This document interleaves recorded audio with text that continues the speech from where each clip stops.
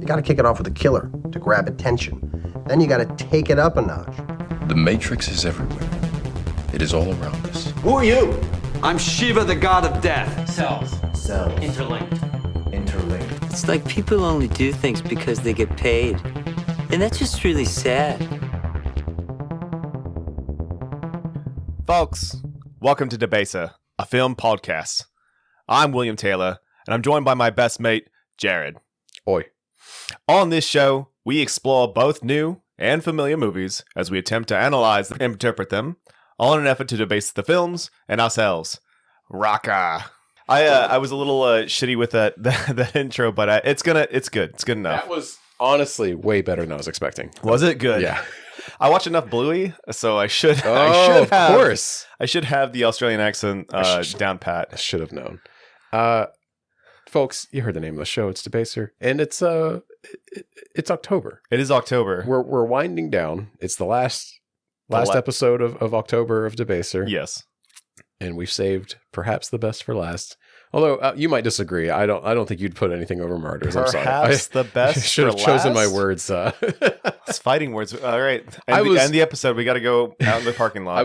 I should say I was anticipating this episode the most out of the four that we chose because I have not seen this yet. This movie is definitely more general audience friendly. Right. This is people aren't going to look at this episode and go, "What the fuck is that movie?" For once. Yeah. I got to say, Come and See was maybe our least downloaded episode ever. So thanks to everyone that did listen to it. I appreciate you. I'll try not to swing for the fences that hard next time. You went too artsy, man. You got to pull back. Yeah. But today we're covering a fairly recent film. Yeah. Called Talk to Me. Drop in some Australian music now. And some great needle drops in this movie. Oh, dude. There's a lot of great everything in this movie. Whatchamacallit, point blank. Would I recommend this? Highly would recommend this movie. This movie's fantastic. Well, I was thinking like, oh, I'd love to drop in like the trailer or one of the songs from the movie, but we'd probably get content ID'd, so I can't do that. But let me just tell you up front, this movie was technically released in 2022. Although was it? Most people didn't see it until this year. Yeah. Was it just Australian audiences? So IMDb goes off of like when it premiered at a film festival. Right. So this movie premiered at the Adelaide. I'm misremembering and also butchering the name of the film festival. I'm certain it's Australian. That's why I've never heard of it before either. And then there was a bidding war for the distribution rights in America. Adelaide. Thank you. Of course, it was the simplest word. Of course. Now I feel like an idiot. No, don't. It's fine. But there was a bidding war for the U.S. distribution rights between some studios, and A24 came out on top. And is great. They knew that they had a gem on their hands. But that brings me to this quick note that I wanted to make about this film. Yes. Talk to Me is an Australian production and was distributed in the U.S. by A24. A24 is an independent studio that has no ties to the AMPTP, aka the Alliance of Major Hollywood Studios that the Screen Actors Guild and formerly the Writers Guild of America are striking against. In fact, A24 was approved during the strike to continue filming and promotional activities as they have entered interim agreements with SAG-AFTRA. So Sony, Paramount, Disney, Universal, Warner Brothers, get it together and pay your workers. Dude, you should not be getting shown up by an independent studio that Truly. makes almost nothing off of some of their movies. Right, exactly. It's kind of unreal. It's pretty pathetic that A24 and Neon have been like, yeah, we'll pay you. Fuck it. Like, you want us to not use AI too? Okay, sure, whatever. We weren't going to do that anyway. And then all of these like, multi-billion-dollar international studios are like, but we're going to be broke. We're not going to make any money. Similarly, yeah. This is just a side tangent. I apologize. No, you're good. So the UAW is striking, the United Auto Workers. That's right. Yep. And there has been much said about the CEO pay for Ford and GM. And they make, I think it was like 29. I think the Ford CEO made $29 million last year. And I saw a figure of all of the CEOs of all the major car manufacturers like Toyota, Honda. Sure. Yeah. You know, most of these are not domestic brands. Right. Even BMW was in there, and it was a single digit millions of dollars. You know, wow. I think the highest one was Toyota was $9 million for the CEO of Toyota. It really makes you think that those car companies are able to pay their workers and their CEO isn't, I mean, honestly, they're still making out like a fucking robber baron, but if you're so the old average was if you're making $100,000 in your income, or like as an income, you're living comfortably. right. So You probably never need to worry about money. Yeah. If you're making six figures. having what? Not 9 times that. What is it? 90 times Yeah. that as a, like, come on, man. That's when you hear those analogies that people make. Like, oh, if you made $1,000 an hour every day for the rest of your life, you still wouldn't have as much money as Jeff Bezos or Right. Elon Musk. And Yeah. it's like, I can't wrap my head around those things. Dude, neither can It I. hurts. Yeah. And it really makes you think, I don't think anyone should have that much money. Yeah. And then all of a sudden the Soviet Union flag just rises up in your head. I really wish I knew the lyrics to that just so I could sing it right Start now. singing in It's just so Russian. fucking good. Anyway, back to the film. So sorry for that rant. It's okay. Don't. It's your show. So you can. It's you can our say no, it's our show. Well, And don't true apologize. communist propaganda. this. It is our show. This is true. You can say whatever you want, Jared. It's okay. Talk to Me is available to rent or purchase on most platforms. Oh, you can do that now. Yes. Shit. So last time I looked at the theater at Universal, they're still playing it. So I didn't know if it was. It might. So it's available on VOD because, like, and that's video on demand. That's what it's called when, like, you can buy it on like Google Play and Amazon Really? and all that crap. But I didn't know that. But it's also still playing in some theaters. Yeah. So and movies have been doing this. Like sometimes they only wait like 6 weeks, if that, Right. to go to VOD. Yeah. It's so weird. That is really weird. I didn't know that this one had already been. Oh, yeah. But it's not, what I mean by that too is it's not currently streaming on like a subscription service. No, you have to pay for it. Yeah. And if you want to see it, trust me, it's worth it. Just 100% plop down the $4.99 to rent it. Yeah. to rent it even. Yeah, it's great. You're going to have a good time. Yes, you are. Yes. Spoilers. We liked the movie. Yeah. Yeah. I really enjoyed this movie, but me and you actually haven't talked about this at all yet. We've been saving it. So I'm very excited to talk to Yeah. you about this.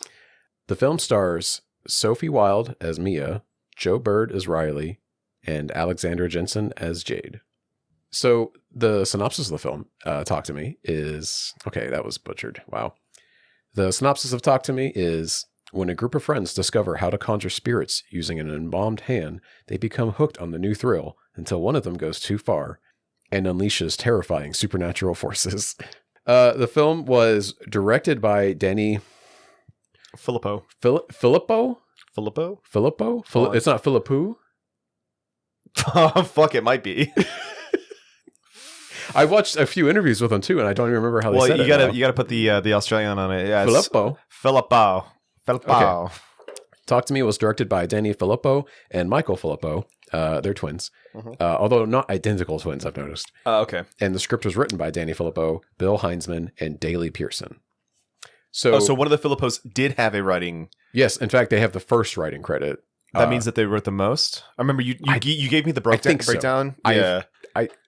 We should do an episode where I just try to talk about. Yeah. And I think even the Writers Guild agreement might even like change be how it changing is that now. too. Yeah, that's true. But I'm pretty sure because his name is first on the written by, Okay. it means that he did the most work on the draft. And or then, he did the first draft. Right, that too. Yeah. But in some of the interviews I've been watching with him, because I was trying to glean some behind the scenes stuff. Yeah, because this movie's way too polished for these two guys. Right. And it's, well, we'll get to that. Yeah. But also, like, the movie, there's no, like, commentary track, like, it's not out on physical media yet. Right. Yeah. And So you can't watch like the director's cut. Right. There's of no stuff. like behind the scenes stuff. Yeah. There's no commentary tracks for me to get into. So I just had to I scrubbed through a couple of interviews. It was mostly just like press junkets that they do. Yeah. Which are they're fluff. It's all fluff. Yeah. They're just like, yeah, we had such a great time filming it and blah, blah, blah, blah, blah. But I did glean a couple of things. Like they had a phone call with Jordan Peele. who called them after watching the movie and Oh, was did like, they? that movie inspired me. Like, that was so great. And they were just like Yes! freaking out. Yeah, they were that's losing awesome. their mind. Yeah. That's such an Yeah. honor. Those kids have to be really happy about it. Yeah. I'm a little disgusted by them though, because they are younger than us and Oh, I figured as much. they are like the most ADD ass kids. I say kids, they're 30, but like they are bouncing around. They have high pitched voices. And I'm just like sitting here looking at them being like, these fucking children made this movie. It's a little ageist of me. I know. I just don't born like too feeling late, like an old man. man. I'm turning into, yeah. Born too late. Oh, dude, I have a whole rant on that. Oh, Yeah, if you remind me, I don't know if we're gonna, but if you remind me, man, I can go on for like 5 or 10 minutes about this thing called skibidi toilet. Have you seen this? that Bro. kind of rings a bell, but I can't. We'll come back. Okay. We'll come I'll, back. I'll try to remember to bring this up. But yeah, Danny based this, wrote this film and based it on like, he had like a really bad car accident. And when apparently he was like really shaken by it and was having trouble like controlling himself. And his sister like sat down and next to him at the hospital and like held his hand and he just like, it cleared him up. And that's a lot of what the premise of this is kind of based on, is like human connection and physical touch even can go a long way, you know, because a lot of people in this movie are really cold to each other. We'll get into that. Yeah, But that's one thing that immediately stands out. This film is how mean everybody was to each other. I didn't you know? catch that at all. Oh, see, we're going to get into this. Yeah, we're going to good. get into it, baby. Good. Danny and Michael are members of the popular YouTube channel Raka Raka, Raka. which has garnered over 1 billion views. The channel mostly features short horror films that showcase gory special effects. And Ronald McDonald. Such as Ronald McDonald killing people in a McDonald's. That's the one that stands out to me. That was, Dude, when you showed me that, you were like, yo, so I think Talk to Me is going to be like a knockout for A24, but you should see what these guys have done. And then you showed me that clip and I'm like, what the fuck are we going to watch? well, and their YouTube is clearly, it's a YouTube ass YouTube channel. It's a YouTube and- poop YouTube channel. Where it's like, oh, what's going to get the most views? Oh, we go like, Ronald McDonald does absolutely shocking things in his restaurant. And it's like him just like completely murdering people. Like it's, you can tell someone with ADHD made it. It's very fast and quick paced. And it's just very hyper violent and gory and over the top. And it's like both comedic and horrifying at the same time. It's, you know, if you spend any amount of time looking at social media content, you know what I'm talking about. Like it's engineered to get people to watch garner it. the most views. Yeah. You know, maybe not necessarily earn the most praise, but that's what they're doing with their channel. Like scroll through some of the titles and you'll see exactly what I mean. Yeah. But that's not to say that they weren't also cutting their teeth in filmmaking by doing this. Yes. Clearly they fucking were, because they know what they're doing. Mhm. So yes, maybe the premises of their YouTube channel shorts Are really stupid. yeah, and just intended to get the most clicks and views so that they could raise money quickly. But they learned how to make a film, Make a product, between lighting, you know, filming, Script. blocking, you know, scripting. Exactly. Yeah. They've clearly because back in the day, in like the 80s and 90s, directors would cut their teeth making music videos. And then they would graduate to making film. And that doesn't happen anymore. And it's really sad. The only person I can think of that it did happen was the one guy that you covered, the 7-minute movie. Oh, Jonathan Glazer? Yeah, who did Under the Skin. Well, when was he making music videos though? Like the late 90s. Late 90s. Yeah, late 90s. That's when it kind of ended. Like early 2000s, you could still see some people doing it then, but it's stopped since then. Because that's David Fincher is a big one That's you told me that. Yeah. He was absolutely a music video guy. He made like some of Madonna's best videos. And then he got hired on to do Alien 3. And then, nothing was the same, including the Alien franchise. But, he has disowned that movie. It's a whole thing. Alien 3 is such a weird one. Fascinating. It's still better than the fourth one. The fourth one's just so bad. Oh, yeah.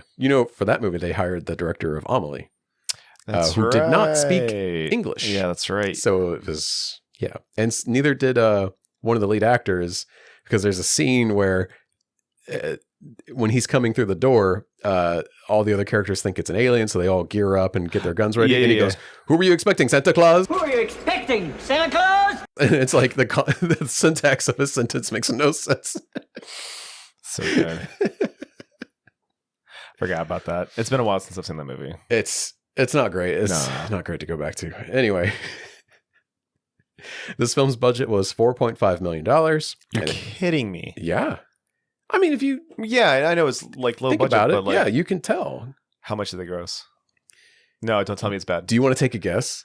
God, the way that You don't know like if it was good or bad? bro, I know the movie was good, but like I don't know. No, if I mean the gross. If it was high. No, or I have no low. idea because I never looked that stuff. I rarely ever look that stuff That's up. fair. Honestly, But the way that you breathed in made me think that it's going to be less. But man, I'm hoping it's going to be more. I'm hoping that A24 made a killing off of this. it grossed $72.6 million. Holy shit! Are you fucking kidding Yeah. me? In fact, Talk to Me surpassed Hereditary as A24's highest grossing horror film domestically. God. The film boasts a whopping 95% critic score on Rotten Tomatoes and even an audience score of 82%. Holy shit! You're kidding me. No, I put that in there because a lot of these A24 horror films The get critic score. great critic scores Yeah. in like 50, like very low audience scores. Yeah. The audience Which- scores are usually low 'cause- because they don't know what the fuck's going on. Right, because general audiences don't love A24 horror films Yeah. generally. Yeah. Get Out is not a A24 film, but like Get Out to me is in this vein of like quote unquote elevated horror. Yeah. And I realize saying that genre, it's like pointing a finger, but when you point a finger, you have three fingers pointing back at you. Anyway, I'm so sorry. It's all good. You know, hold on. Put a pin in that real quick. Yes. I want to, go on record saying that you told me Yes. earlier this year that this movie was probably going to do gangbusters. Yeah. If I had like producer level money, Yeah. I would have approached these guys and been like, please let me get involved. I will give you whatever money you want because Yeah. I know this movie's going to make you're about to make a lot of money 10 back. times its budget Yeah. easily. And it hella did. And I mean, I think that's why there was a fucking bidding war at the film festival for it. Yeah. Because clearly people were like, oh, this is good. teenagers are going to flock to the movie Yeah. and see this in droves.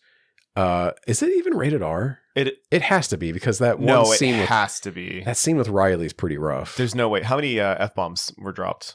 I don't remember. More than one, it's R. And the accents were thick that I probably didn't catch it. I had to put Yeah. subtitles on. Oh, did you really? Yes. Gotta watch more Bluey, bro. Gotta watch more Bluey. Yeah, you're not wrong. Yeah, because the second time I watched it, I noticed I was catching more dialogue too, actually. Did it do better than Megan with Regan?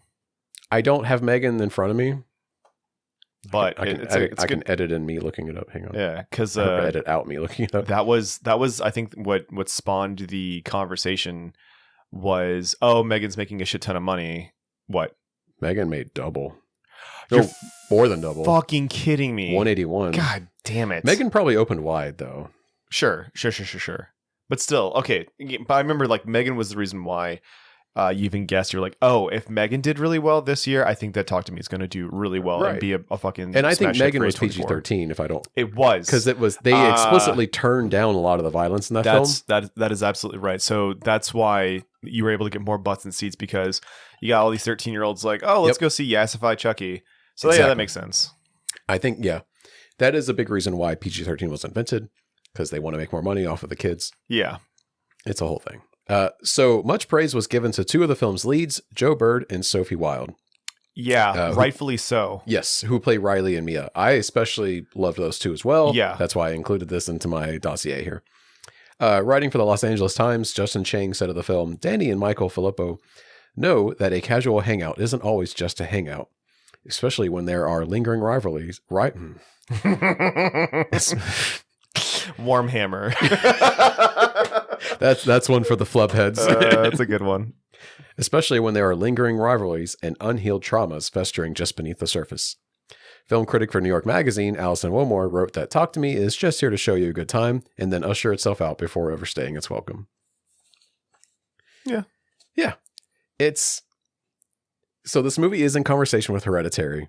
I've already invoked it because of the box office. Right. Yeah. But there are multiple people, both online in their critical appraisal of the film, and even when I've brought this movie up to people in person, have invoked Hereditary to me. I They're mean, like, fuck, even I've done it. Oh, that's right. We do it all the time. Yeah. But like Hereditary is like one of our favorite movies. It is my favorite normie movie, yes. And I know it's not a normie movie. I was but gonna say that's barely a normie movie, dude. Like we both have like stories about how when we were in the theater, like we were mad at everybody else in the theater with us. This is true. This is true. But, But like, what I mean, normie is like, yeah, people knew that it was in theaters. Right. I tell somebody Martyrs is my favorite movie, they're gonna be like, what the fuck is that? Oh, yeah. And then I have to explain. Well, it's this French new wave extreme. Yeah, and then they'll be like, what's wrong with you? But like, Hereditary is a very easy one. Like, oh yeah, Hereditary is my favorite movie. Right, and like a ton of people saw it or at least heard about it. Yeah. You know what's so funny? What's that? I realized our Martyrs episode is already out by now. Yes. I didn't even touch on the new wave extreme movement in France.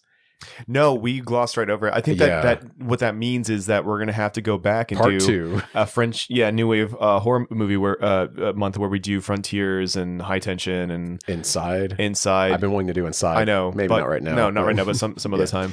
But so real quick, an addendum on that. Yeah. The director of Martyrs rejects the French New Wave Extreme label because he's like, no, I'm not. This isn't any part of that. I don't believe in that. And like, You know, he can think that. That's fine. the more you talk about who this guy is, makes me like him less. I agree. Like what he did to that actress. Yes. That movie is French New Wave. Yeah, I agree. Like, there's no fucking way it's not. I had something smart They were to going to say about this in my head, and it's gone. Sorry. But it essentially boils down to just because an artist thinks something about what they made. the art that they've made Yeah. doesn't make it true. Yeah. You know? Like, Oh, fuck. What's his name comes to mind? The guy who did, who demanded there be a fucking Harrison Ford talking over Blade Runner. That guy. I think the story on that, you're talking about Ridley Scott. Fuck Ridley Scott. Okay, but in that specific instance, It wasn't him. It was somebody else. No, the story is that the producers or the studio were trying to make as much changes to the movie as possible, and they actually asked Harrison to do that voiceover. That's right. I'm conflating so it. It's not. It's not that. on purpose. It's Ridley Scott saying that Harrison Ford is a replicant. Yes, That's what it was. So Ridley Scott does have a lot of Stupid things to opinions, say yeah. about his movies that people are like, wait, what? And that is another one where, yeah, he's trying to imply that Harrison was a replicant, which they retcon for the sequel, Blade Runner 2049. I digress. Sorry, but yes. What you're saying is, Right. I get it. The person who had a hand in creating the thing does not necessarily have the final say on what their thing is. And there's people like to make fun of like English teachers by saying like, teachers will assign a book and say, okay, now in this book, the author wrote that the walls were blue. What does that mean? Does that mean that the room was calming and it was serene, or that it was supposed to replicate the sky? And then the artist just says, no, it just means that the walls were blue. And people say that story to joke about how like, oh, like you're looking too much into the author's intent. Yeah. But that's the thing. The author is doing something, whether it's subconscious or intentional. Sometimes it's implicit, sometimes it's explicit. Stephen King loves to say all the time that like people are taking the wrong things away from his stories, but Stephen King was clearly beat up by a greaser as a child. Because greasers are like the villains in like half of his damn stories. It's a subconscious. He also watched a friend of his get run over by a train when he was a kid. This is a story that his mom has told. And, and it's a big, trains are like evil in some of his stories. And in fact, Stand By Me, the Rob Reiner film, Carl Reiner film, I don't remember which, has like a very tense train scene. And it's in the book too. The short story that it's based on it's called The Body, I think, because it's just about them going to see a dead body. Sure. And Stephen King doesn't like to be like, because, I watched my friend get run over. No, he's like, no, it's fine. It's like trains are like can be scary to kids. That's why I wrote it. I'm like, no, dude, you were traumatized by a fucking train. Yeah, man. Anyway, I gotcha. Okay. I'm going on my rant about author's intent. That's all I have on here. I'm you done. bring up Solon. You invoked Hereditary in the same breath as this movie because we it's went easy to make the comparison. Yeah. Because that's also an A24 horror film. Yes. They're also in this so-called like elevated horror genre. Is that what it's called? I thought it was grounded horror or whatever. Elevated horror. It's the same thing. I believe it's elevated. Okay. And I should say that has become the nomenclature. Like that is the generally like the genre term I've heard applied the most. Sure. Yeah. But it does feel bad because by being called elevated, it's implying that they're better than all other horror films. That's why I thought grounded horror was the term, because it's like, it's supposed to be You might be rooted in right. real, I'm just real not life. familiar with that. I got that from Guys. I got that from the horror movie Guys episode. Have you not listened to it? I did, but I forgot. Yeah, because a lot of the horror movie guys that grew up in Okay. the 70s and 80s who like slasher films of Yes. the era do not like A24 horror movies, and they call them, that's grounded horror, because there's not something that's like, how do you say, more supernatural. Like, yeah, there's supernatural elements to it, but it's less like the majority of the film takes place in like real life. Well, and I would argue, I like this term. I'm glad you brought this up. Yeah, no problem. See, this is why This is why we do it's this. a two-hander. Yeah. It's a two-hander. But also because most of these films in the grounded horror genre are based around trauma. Right. And yeah. it's to the point now where it's like beating a dead horse. Like people are like, oh great, another horror film about trauma. Like it's really been the thing in the last 10 years. Okay, maybe I'm okay 15. with that. I like it. No, So, I yeah. agree. It's Yeah. fine, but it is like kind of funny how you can write down an entire list of all of these films and be like, oh yeah, trauma this is trauma, this is trauma, this is trauma. Sure. Yeah. I get it. And it can be like in Get Out, it's generational trauma, even Yeah. sort of thing, like a racial trauma sort of deal. But Yeah. I digress. Should we do a recap at all, or because it's just going to be off the top of our heads? I mean, if you didn't write anything down, then I think that I didn't do we a could, recap. We could talk about like certain elements of the movie that you like, because you said that this movie is what you got from it, or maybe what you read from it, I'm not too sure, is the importance of human connection, the importance of reaching out to somebody. And I remember at the moment that I got out of the theater and I texted you, I said, yo, this movie is It Follows but drugs instead of an STD. And so that's what I got. I got like peer pressure from it, like losing yourself in a substance. Yeah. To not necessarily chase the high, but to reconnect with a missing loved one. So I don't know. I guess I just didn't catch the elements of the movie where the human connection was the most important thing. Like I get the how Mia feels bad for what's happening to Riley in the film and how she wants to write it, but it seems that she's constantly going back to the hand, the thing that connects her and other people to the realm of what I think is purgatory, to commune with her mom, to the point where she never closes the door and is constantly talking to her mother. The way that I see it in the movie is that's her wholly giving herself over to whatever substance she's addicted to, and it's morphing the way that she sees things, her reality in general, and making her do stuff that she thinks will help Riley, but is causing all sorts of damage around her. So if you want to take over and tell me, like, what did you get from this? So a strong theme in this film that I picked up on right away is that teenagers, especially not just now, but at any time, but because this film is focused around teenagers in the modern day with the cell phones and social media, are very cold and mean to each other. There's a lot of like, one of the opening scenes is this girl's little brother calls his sister's friend to come pick him up because his sister isn't answering her phone. And when they arrive at the sister's house, she's just sitting there staring at her phone, presumably texting her boyfriend.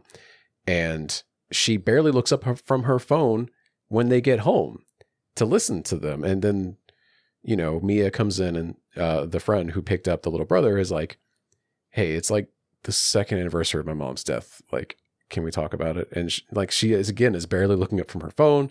She also tells her that she saw a dead kangaroo and like she's traumatized and stuff. And then she starts using it as a crux to get her to go to a party with her later. But also the little brother, he's sitting on the curb waiting to get picked up. And one of his friends walks up and is just an absolute jerk. Yeah, he's a little asshole, but I mean, what 14-year-old boy? Exactly. Teenage boys, and even middle school age boys, especially, Are jerks. are the fucking worst. Yeah, they are the worst. I was one of these kids. I'm not trying to be better than. I was bullied by these kids. Yeah, absolutely. You know? I was bullied by these kids, and I tried to you try to emulate those kids a little bit, you know, so that you don't get bullied, but then you become the bully. You become the asshole. I had this weird yeah. experience where the kids at my middle school were like really mean, so I had like a really traumatizing like 5th to 6th grade experience. Mm-hmm. And then when I went to a different high school, like that had a different, you know, set of kids than my middle school. Yeah. And so when I went from 8th to 9th grade, I was a huge fucking jerk. And like I had to learn how to tone it down because I realized I was being an asshole to my quote unquote friends. Yeah. And they would be like, yikes, man, like that was harsh. And I'd be like, oh God, I am coming on way too strong. Like I don't need to, you know, be so fucking mean to everybody all the time. And I would argue it took me another 10 years to figure that shit out, honestly. Man, that's toxic masculinity, man. I know, that's all right? it is. yeah. But okay, yeah, I can kind of see that sort of thing. I guess I didn't catch that because I think to myself like when something becomes so constant in your life, it becomes background noise. You kind of expect it to happen. So in my mind, it just made me think that the relationship between these three characters is so close and so commonplace that this happens all the time. But I didn't put two and two together. I see what you mean, but there's moments where one character is trying to reach out to the person in front of them and they're looking at their phone. Like it happens a few times. Or they kind of snap back because like later there's an instance where Riley gets hurt and Jade and her mom like lash out at Mia about because Jade had walked out. Right. They blame Mia for it, and they like and Jade I think even says like stop trying to be like a part of our fucking family. And that's one of the more brutal lines in the film. But people will offhandedly say really mean shit to each other all the time in this film. Yeah. What about the most mean person of them all? The rampant jackass Haley, the NB. Oh, I feel like Haley. I think Riley's friend James is worse. But Haley is pretty rough. Haley's the shitster supreme in this movie. I thought it was so funny to have Haley is a bit of a shitster. Have that person be the like I don't know, like kind of an antagonist a little bit. Yeah. I thought of something I wanted to say. Do you think is it more progressive to cast a non-binary or trans person as like kind of asshole? A jerk, like, yes, and not as a saint, essentially? We like a sympathetic person. We believe in marginalized people's rights, but also marginalized people's wrongs. And absolutely, I think that reminds anybody me, can be an asshole. Anybody can be a good person. Anyone can be a wide range of people are complex. Everyone's on a spectrum. Yeah. That reminds me though, there was a remake of Heathers a few years ago. Yes, where the villains were all like, there was like a gay character, like a flamboyantly gay character, I should say. And it was all like, but Heathers, it's Mean Girls essentially. But then like a guy decides I'm going to shoot them. Kind of thing. I like the original Heathers. I had not seen the remake. I don't think anyone has because I think it got pulled. I think it was so bad and controversial that it got pulled. Oh, really? Yeah, that's kind of funny. I don't know what happened to it because there was a trailer and then there was an uproar and then I never heard about it again. I was actually excited to see it too because like I really like the first Heathers. Yeah, it's a cult classic for a reason. I digress. Yes. Who's the young man that plays Haley's friend? Oh, it's Chris Rossi, I think is his name. He looks so familiar, doesn't he? He is incredible. I was magnetized by him. It's a smaller role. Yeah, he's got a very good charisma. Yes, and he just has a Chris Alosio. Sorry, his name is he's Joss in the movie. Yeah, thank you for pulling that. Yeah, he has just an electric movement about him too. He's very jazzy isn't the word. Yeah, he's very jazzy. He's like enigmatic. He's constantly got a bit of a jaunty dance to him. Yeah. And it's well, you know great. what he's doing? He's doing his best The Rock impression. Okay, are you just saying that because he's Maori too? What if I was? What if I was? They're doing the same thing. He's got a big boisterous energy to him. He's loud. But The Rock, I don't think of The Rock as a dancer though. Well, and this guy's okay. like But here's dancing, the thing: you is know? like I didn't really watch wrestling growing up and whatnot. And he was even less flamboyant back then. oh, was he? Yeah, Okay. yeah. Well, I'm sorry. That's who he made me think of. And if that's wrong, then I don't want to be right. Okay, I'm gonna move on before you get canceled here. So speaking of the connection issue, Yes. every time we see Haley interact with her, no, not Haley, sorry, Mia interact with her father, we don't even see him in focus. He's Nope. blurry I know. and distant. I caught that watching it. Yeah. Because I've only seen this once. But I did catch that in the first scene that he's introduced. And I was like, okay, well, obviously they're doing this on purpose. It's to show the disconnection Right. betall the two. They're showing you that there's a distance between them without telling you. Like this movie is very good about showing, Show, not don't tell. telling. Yeah, I like it's know. all like you could almost show this to like a class as an example because Yeah. it's a little too on the nose, but it's great. Like it's well done. Yeah. And the second time that we see him, it's like halfway through the movie. Right. And, I don't think you can make out his face until over halfway through the movie. And I think they're both sitting on couches, but away from each other. right. And or- he is still in shadow. Yeah. I mean, you can see his face way better, but yeah, he's But not as clearly, like it's not front facing. no. Yeah. You know, we don't really get a good shot of his face until the scene where he ends up getting stabbed. Yeah. Oh, actually, I do want to talk about that in a moment. Yeah. That part, but like, yeah, I mean, even the right when that was happening, Mhm. excuse me, her closing the door and like it being not barricaded but locked and stuff is also her closing him out, Right. that kind of shit. Right. But when he got stabbed in the neck, and we get that final scene where Mia's starting to kind of realize what has happened to her after she saves Riley. Oh, at the very, very At the end, very while end. she's walking around. Yeah. So, and this is the reason why I said that the hand that they use to connect to the dead Mhm. connects people to purgatory.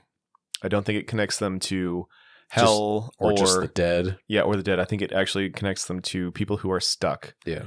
And the reason why I say that is because I'm almost positive that her dad died in the hospital. And when he's getting out, like he's getting into an elevator, the elevator's going up. You caught that? I did catch that. Yeah. And I'm just like, I don't know if it's a hallucination of a dying person or what, but like if this movie goes so far as to heavy-handedly show us the disconnect between a daughter and her father Yeah. by blurring out the background, Yeah. I mean, you can only infer that there's a lot of other meaning hidden everywhere else, and that I think was one of them. Right. It's a good point. I like that. I don't like thinking that there is like a 7-year-old girl in purgatory though. I don't what yeah In the hospital bed when she's what- trying to see what happened to Riley. did we even catch like what happened to that kid? No, and she's one of the dead people that you can't tell how they were killed by looking at them essentially. Right, but Which it may have been worse because it's a 7-year-old girl. But Yeah, but she does bridge the gap. She pulls a 180 on Mia and lets her in, and she gets to see what's happening to Riley, right? And we get it. I almost wonder though that if that little girl is just the drowned person messing with Mia still. Possibly. It's not actually a little girl. Yeah. It could be because all of that was a trick. All that shit was in her head too. A lot of that stuff was in her head. Yeah. Well, but is it the drowned ghost messing with her? The drowned ghost that she sees Right. when she actually says "let me in" or whatever. Yeah. Because it was her all along messing with her. What? Okay. The drowned woman that Mia sees when she's playing the game at the Yes. beginning is messing with her. She's the one that's behind her pretending to be her mom when she's walking out in traffic. Oh, I didn't. It's the drowned woman that's been messing with her the entire movie. It took me the second watch to get this. Fuck. Because I was not super clear on what happened at that end scene there. Well, I assumed that she was offing herself So in place of like, you take my soul instead of Riley's. well, I wasn't sure if Jade got there in time and was able to pull Riley Out of the away, way, yeah. or if Mia just decided to throw herself instead, or what, because I felt like it was unclear. Mhm. But I think it's because, in my interpretation anyway, is that Mia has realized it is the drowned ghost messing with her because she sees her for a split second. And I'm presuming because we see her, Mia's also seeing that it's her. Mhm. And she realizes like, oh, her spirit, like this isn't my mom. This ghost is messing with me. And so she jumps herself without Riley into traffic and then unfortunately dies. Okay. That's my interpretation. That reduces the heroism by a lot. Almost like reduces the redemption of Mia by quite a bit. She is in purgatory. Yeah, but I think your that's because, interpretation of the but I film think still. that's because she killed herself. I think that either like And I don't think she realizes she's dead. That's the thing. Like no, she definitely doesn't. Well, I mean, Yeah. I think that she does once. I think it clicks by that last scene. Yeah. Yeah. When she's looking at all the Greek men. Yeah, that's true. But well, so I guess my thought process is, and maybe this is my brain being tainted by Catholicism, you know, or whatever. Yeah. But like when you don't kill yourself or else you go to hell or what have you. Right. So I don't know what the twins believe, but putting people in a state where there is like well, maybe they are in hell, maybe she is in hell, because like they're like ravaging Riley's soul while he's stuck in that body. But that wasn't real. I mean, yeah, you're right, it's not. I think that vision None of it's real. was yeah. But I think that vision that she sees of Riley being tortured was a misdirect. It's not real. Yeah. And I'm starting to think that little girl now also wasn't real, and it was all to mess with Mia. Yeah. To trick her and confuse her, because there are multiple scenes throughout the movie that Mia sees something and that's not what it was actually. Mm-hmm. And I think it's the drowned ghost is the one that's messing with her, that's doing to all it. drive her to kill people and then eventually herself as well. Because if Mia dies, blah, blah, blah. Right. Yeah. So I guess maybe there are some instances in this movie where Riley tries to kill himself every time that he like comes to. So here's a question then: is he also under the same influences, or is it something else? Like, what is it? I think it's a different ghost. You think that he's got another? There are different entities, two malicious entities that are causing these two to hallucinate. Yeah. And okay, they're trickster spirits, trickster demons, what have you. It's a the tale as old as time. Don't go talking, messing with the dead.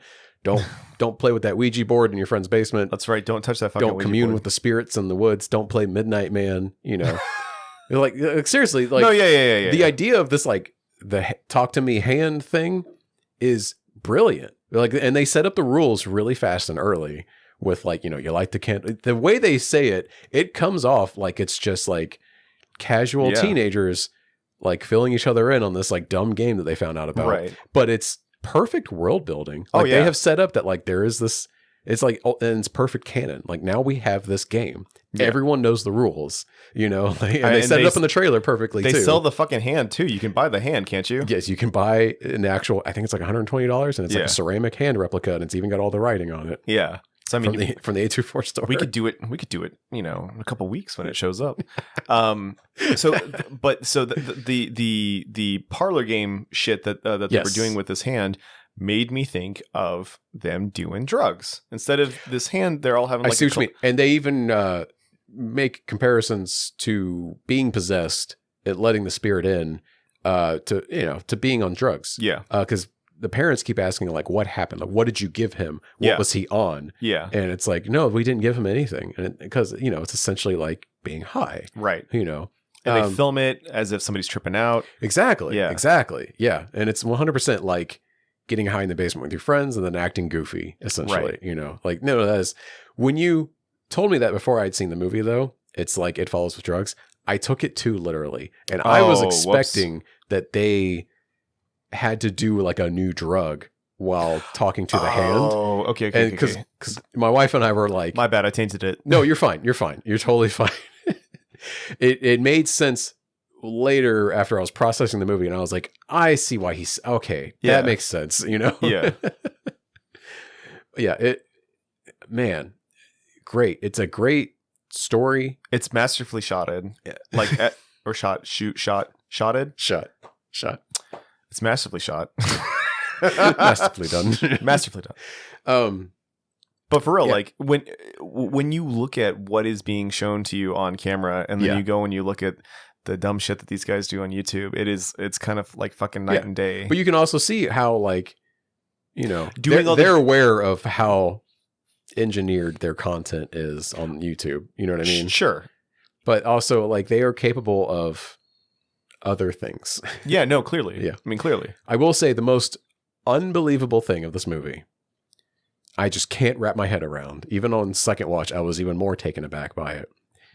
Is that a teenager in this day and age, you know, in the year of our Lord, 2022, turns down a cigarette? No. Oh. No, that I believe. Okay. I think... Because that's me. Because they would be jeweling instead. Yeah.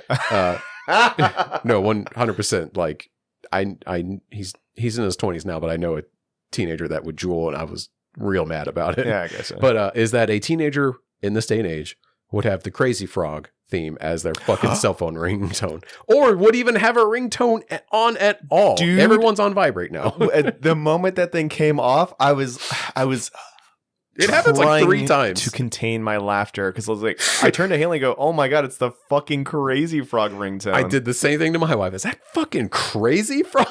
It's awesome, dude. They're bringing it back. Didn't that come out when we were in like 5th grade? Jared, I think that's really insensitive, because this is clearly Australian culture, and you don't know. I know Crazy Frog was huge in the UK, like way bigger there than it ever was here. Oh, I didn't know that. And I evidently, maybe it's having a comeback, because like the 90s are back. Right. So I wonder if Australia's already in the 2000s, like nostalgia. Maybe. Like maybe they're like, yeah, isn't like Limp Bizkit and Mission Impossible 2 like the best thing ever? And like we should all buy like, you know, the translucent Game Boy colors. And did you see Fred Durst punked his crowd? Fred Durst was, I guess, like was doing a show, I think either opening or headlining for Baby Metal, the Japanese girls that do metal and shit. Yeah. And he goes, "Hey guys, yeah, what do you think about them? Pretty cute, right?" And then, you know, people's cheering, well, yeah, they're 15 and 17, you sick fucks.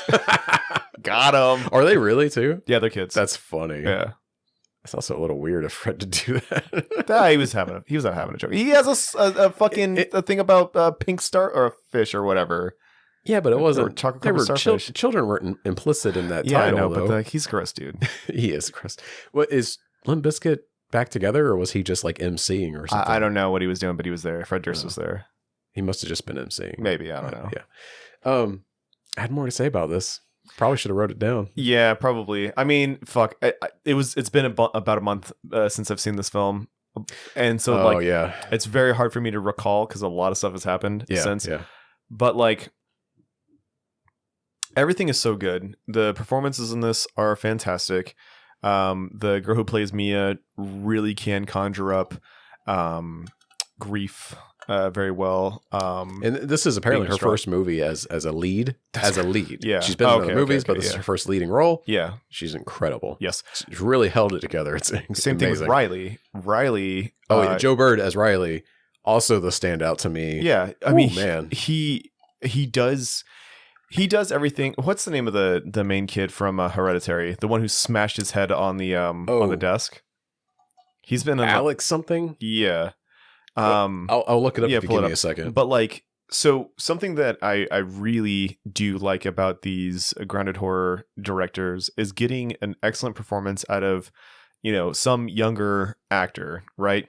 I'm thinking the little 11-year-old. It's Alex Wolff. Alex Wolff, thank you. I knew that. Yeah. The little 11-year-old from The Witch, Robert Eggers, got that beautiful monologue from him. Alex Wolff in Hereditary, what a fantastic performance. He really just goes for it in a lot of different scenes. It was the same thing with Toni Collette though, but she's seasoned. Oh, but we've known Toni for Collette decades that Toni Collette's the fucking bomb. Yeah. And then with Joe Bird, him.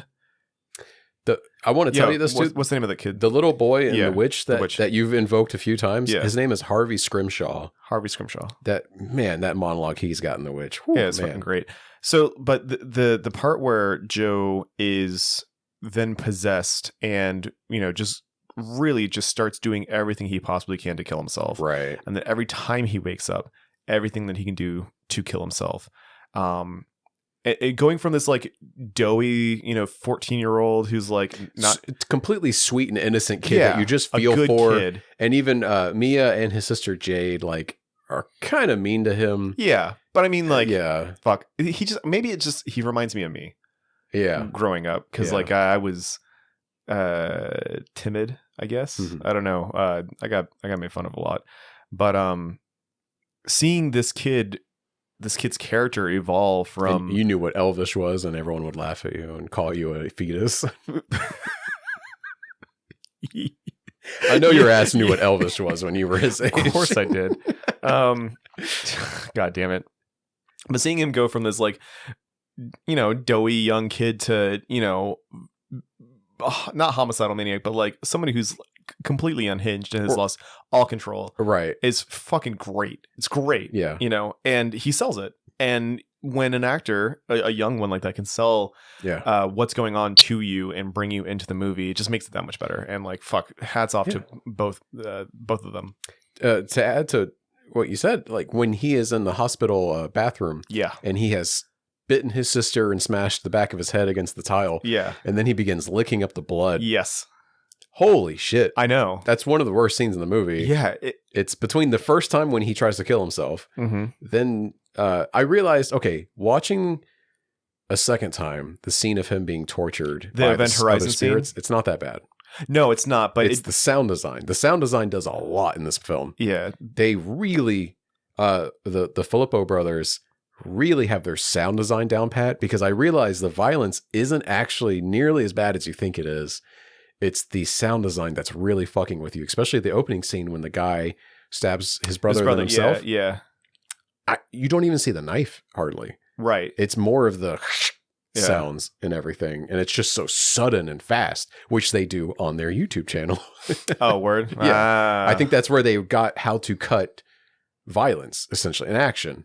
And it's like, you can make it more implied violence by having just devastating Foley work. Yeah. With like a knife slicing into someone's skull. You just see his hand kind of go up into his skull. Yeah. But you're going to hear it. And it's same with the torture scene. All is really happening is there's a bunch of writhing bodies holding him down and holding him down. There's nothing really happening other than that. But it's a very intense scene. It's horrifying.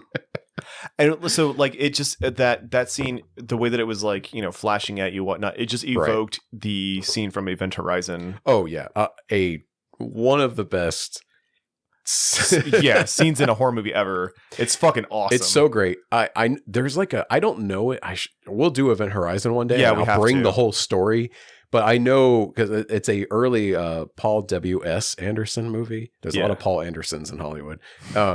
But that scene, there's a whole thing behind it about how that even happened, because they spent a lot of money. Yeah, you told me about it. You told me the story once. I don't have the whole thing off the top of my head. We'll do. I do want to do Event Horizon eventually. I want to say it's a mix of like deleted scenes essentially, because that would have been way too expensive to just shoot split seconds of all that crazy shit. Right. But how great is it when they pull away from that scene in Event Horizon?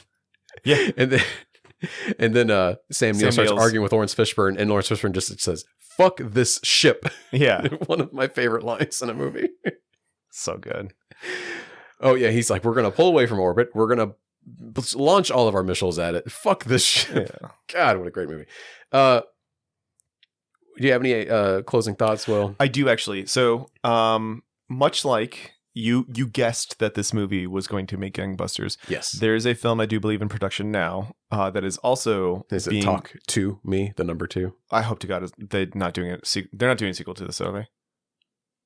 Are you serious? Are they? It's called Talk to Me. Don't ruin it. I'm sorry. A24 needs to not do franchises, man. Just let it be. Let it be its own thing. Honestly, they mostly don't. I know they mostly don't. That's why I'm like saying don't ruin it. Well, anyways, so it's not that. It's there's another YouTuber that is being brought on as a director of a movie. He's a young person, and it's a movie about the back rooms. Yeah, and I don't know like too much details on it, but I guess they did a bunch of YouTube stuff about like abandoned liminal spaces and shit. Right. And supposedly that's what the movie's going to be about. And it's going to be fucking Zoomer bait. I bet you it's going to be PG-13. Yeah. The little fucking Zoomies that are, playing fucking doors on Roblox and shit are going to love that movie. And I'm sure Five Nights at Freddy's, there'll be animatronics or something tied into. I don't know. A malevolent force that is just off camera is going to fuck with them. I think come next year, if we're still doing this, hopefully we're still doing this, we're going to end up talking about that movie. And that movie's probably also going to be making way over its budget. Is it going to be called Backrooms? I think it's called Backrooms. Man, what's funny is they were never able to capitalize on Slender Man in like because those girls tried to kill their friend. That is what I think that's the reason, isn't it? Right, because the real life murder. Oh man. Oh wait, is Backrooms already out? There's no way. I mean, there are multiple things. Oh called no, Backrooms. sorry. It's a short film currently, and I believe that it's being made into an actual film. Yeah, what is the 17-year-old A24 horror movie? The Backrooms will be feature film expansion of the popular YouTube video series of the same name by content 17-year-old director and VFX artist Kane Pixels. 17. Yeah, and the series launched last year, focuses on unsettling liminal spaces, often empty, presented as found footage recordings. 17 years old. I think this movie's also going to make a fuck ton of money. Yeah, and I'm going to go walk off a cliff now. Thanks for telling me that. No problem. Hey, we gotta make room. We gotta make room. The artists will always be entering the space, and we are going to have to learn to not only respect that, but also, be okay with the fact that we're going to enjoy it. Yeah. So, got to get comfortable with my age, I guess. Playing 40K as much as I do. Yeah. And seeing kids, who are 18, 20 years old coming in and beating the absolute dog shit out of veterans will humble you in ways you do not know. Because at least with a video game, you can be like, well, he's got faster reflexes. But in Warhammer, you're like, I've been studying these lore books. What the fuck? I know this codex. It's no kid, all the free time. Yeah. It's the same benefits, but right. Listens to multiple podcasts that talk about the meta. Exactly. Talking to them too is hilarious because you look at the little zoomy speak going on while they're describing what they're doing. It's fantastic. I love you, Quentin and Morgan. You're my favorites. Oh, you're gonna name drop them too. Yeah. Well, Will, do you not have any closing thoughts? You're just gonna ask. No. Oh, no. That was a good movie. It's a good movie. Okay, cool. Will, yes, we've got a segment. Oh, okay. What are you talking about? We always close on a segment. Yeah. What is the segment? What is it? We're trying to act like we've done this before. Yeah, we don't do this very often, so you got me off guard. It's called Name That Movie. Oh shit! Okay, I'm going to read you a synopsis of a film. Okay, and it's a film I believe you've seen. I don't know for sure, but I didn't want to give the goose away, so I haven't verified with you that you've seen it. Okay, I'm going to read you a synopsis of the film. I need you to name the film. All right. Okay, you ready? Yeah, let's go. A young boy is whisked away to a mythical land where he becomes the center of a conflict between an evil lord and a group of animal warriors. And a group of animal warriors? Yes. Wait, hold on. This isn't the that one movie that I did not see, but there was a lot of merchandising for it at Big Lots, and it's a kid with like kangaroo and rhino people, and they're all like monks and shit. You don't. Okay, I can give you more clues. I can give you like the release date. I can give you like the 90s? Director, the writer. Okay, I will tell you. So you want to know what year it was released? Yeah. It was released in 1997. I know exactly which movie this is. I don't know the title. Isn't it like Masters of the whatever? You're very close. I know I am. I wanted to see this movie so bad because I am shocked you haven't seen this movie. I've always wanted to see it. I've always wanted to see it. You've got the finger on the pulse. I know, but I don't know the title of the thing. It's like something in the 5 Masters of Who Done It or whatever. I feel like this was a good pick, but I should have verified that beforehand you saw it, I guess. We've had this conversation actually because you've seen it and you've told me about it. I've rented this movie from Blockbuster and I loved it. I know. My mom, for whatever reason, did not want to rent this fucking movie for me. It was like, it reminded me of Power Rangers too. Oh, like it came out very much in the vein. 2 years after the Power Rangers movie and like even the 5 main animal people are all color coded and shit. Yep. Yeah, what is it? It's called Warriors of Virtue. That's it! Warriors of Virtue. I was thinking of Masters of something. I have no idea if it holds up. It probably does. Are we going to watch it? I almost think we should. Oh, fuck yeah, dude. Just to be like, Will, I want you to be 7 years old again. Let's go back and watch. We'll order pizza. We'll watch Warriors of Virtue. We'll like sit on the floor. I'll do it, dude. I'll do it. Yeah, I saw coming attractions for it. There was merchandising at Big Lots for it. That's so funny that you remember that specifically. Well, because so we not to comment on my monetary bracket Right. growing up, but we went to because of Big Lots. Okay. Yeah, we went to Big Lots a lot. Yeah. And they had stuff that maybe wasn't that popular, that wouldn't be in Walmart. Right. It's things that are, it's like a closeout discount store. Yeah. So it's things that weren't selling at other stores, other department stores or Yeah. what have you. And so they get shipped to Big Lots to kind of, to be sold at a reduced price Right. to kind of clear out volume essentially. So they had those, and they had these 90s Godzilla toys. Not the 90s movie Godzilla, but 90s Godzilla toys based off the Japanese. Right. Because they were just like, hey, you know what? Let's just market all of it. Yeah. And so, like, that's where I got all that Right. stuff. They used to sell Primal Rage figures there. I would always see those at like Walgreens and Eckerd's when I would go there You with will my be parents. disgusted if I told you that I've been to a store that had the full collection, and some of them were going for over $200. I believe it. Yeah. The toy market is weird. I don't understand it. That's pretty wild. I have seen, you may have been with me actually, I've seen an action figure for Warriors of Virtue at that Lakeland Antique Mall that we went to. That's what started it. That Yeah, was the that's why we were talking about it? conversation. Okay, yeah. Yeah. Man, one day we'll check it out. It probably sucks. I feel like it was on Netflix, and I tried to start it. This was like back when I was still living with Haley at her parents' place, Oh yeah. and I think I started it and was like, this is fucking awful. It's so slow. I'm like, and then I Yeah, turned it's it off. probably rough. I don't care. I'll watch it again. One specific thing, I remember nothing about it except the Kangaroo Warriors being cool. Yeah. I feel like it was made like a few years after Tank Girl, another really great 90s Oh movie. yeah. Actually, a really great 90s movie. I don't think Warriors of Virtue is great. It's probably bad. But I know Tank Girl's good. I've rewatched that recently. Yeah.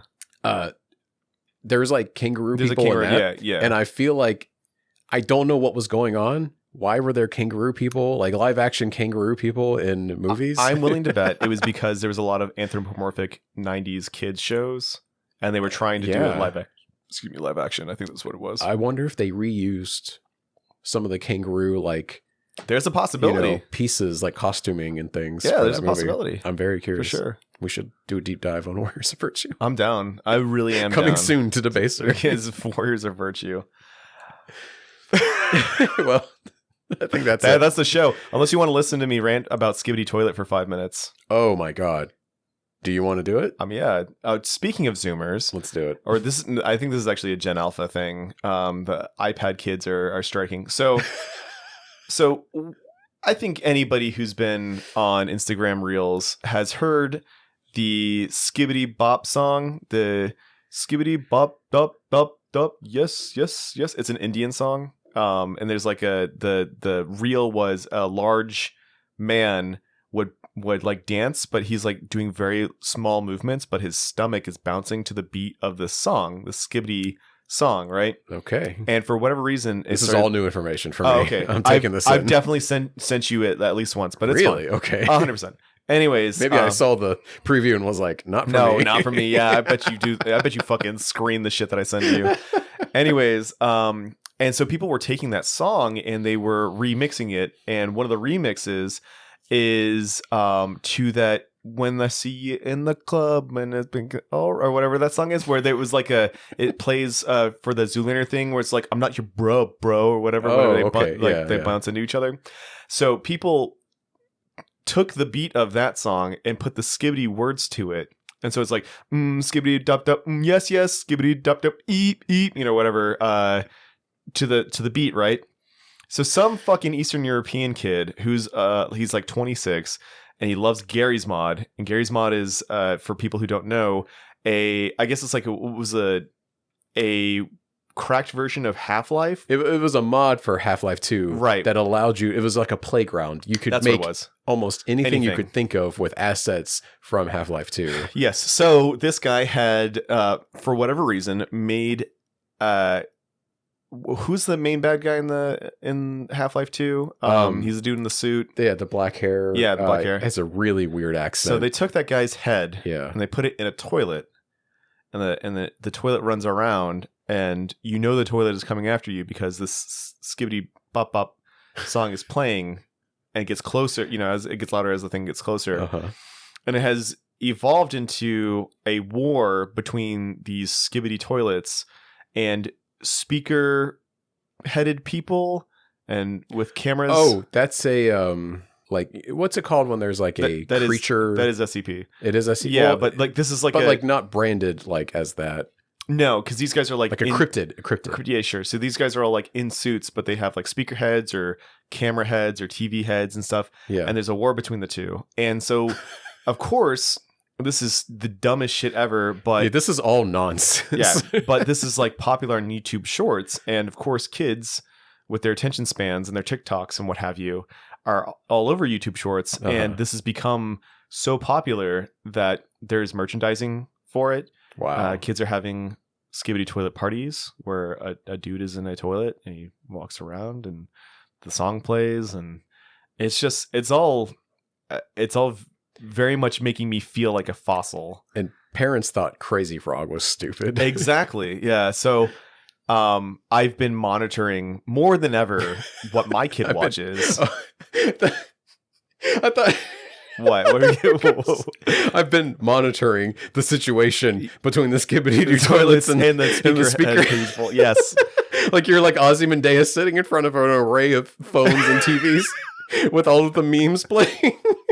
Yes, the uptake of skibidi toilet is concerning. Yeah, you have like a little iPad that you're just like, yes, the skibidi toilets have won tonight's round. I'm gonna have to trick humanity into destroying skibidi toilet. That's how you're trying to bring peace. Yeah, exactly. But no, I've been monitoring what my kid watches more than ever because I don't want him to be plagued by this stuff. Right. I asked my nephew, my 10-year-old nephew, I was like, hey, you probably know what skibidi toilet is, right? And he's like, yeah, I fucking hate it. And I'm like, well, he doesn't say I'm fucking hate it, but he's like, yeah, I don't like it. Sounds very adult. And I was like, son, I'm so proud of you today. Yeah. Like, Aww. You have no idea how happy this makes me. Yeah. It's just the dumbest shit I've ever seen in my entire life. Unreal. And I'm literally aging every second now, going on this rant. So there you go. That's my most recent obsession, my hate street obsession. I feel like I entered a fugue state during that rant. I'm sorry. And I have no idea what any of that was. I'm gonna show you some. Once we're done, I'll show you some. Yes, no, please. I am then it's gonna become part of my algorithm, and then I can't. No. You've already said it in front of my phone, so now it's gonna start showing up. That's fine. I'm not gonna send it to you. I've sent a lot of this to Jeremy, so like actually the last like 20 videos have all been skibidi toilet stuff because I need his algorithm to get fucked. Promise you, I will see it by tomorrow on my Explore page or what have you. So more likely. All right, that's it. Let me get out of here before we all die. Well, folks, thank you for listening. You can find our show on social media by searching for @DebaserPod. I am Jared Rusk, and you can find me on Instagram at solid_slack. Will, where can people find you, and would you like to plug anything? You can find me at pocket_infinity on Instagram. This episode is coming out like at the very ass end of October, so I don't have Halloween, anything. everybody. Yeah, happy Halloween. I don't have anything to plug. Not until not at next episode, but the episode after that. Okay. Bye bye. Skibidi doo doo bop. Yes, yes.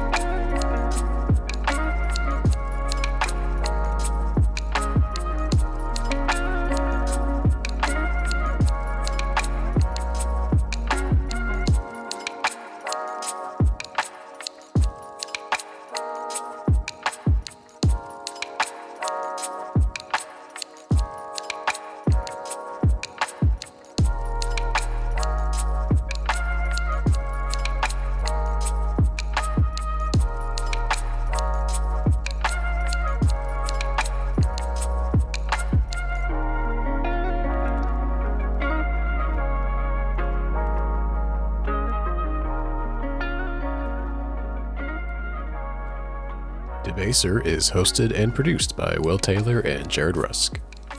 Want to email the show? Send it to podcast@debaserpod.com. Want to help us out?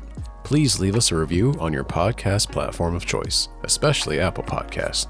And if you write a 5-star review of Debaser on Apple Podcast, I may read your review in a future episode. Thank you for listening, and take care out there.